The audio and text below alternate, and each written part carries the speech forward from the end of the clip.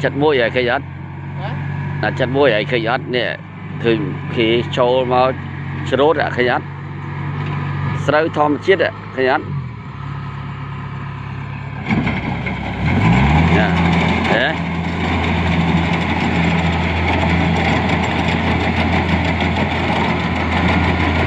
rom ban mà cái lô ngó ba đấy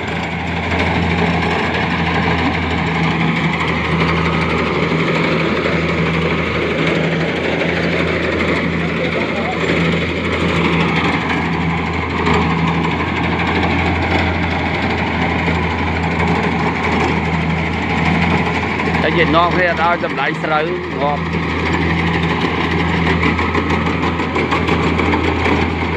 mà chép ngay tích nè cái ớt che cái ớt đi thế đi vô là đi vô ta play đi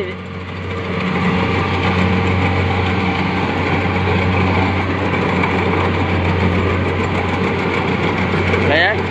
đi vô ta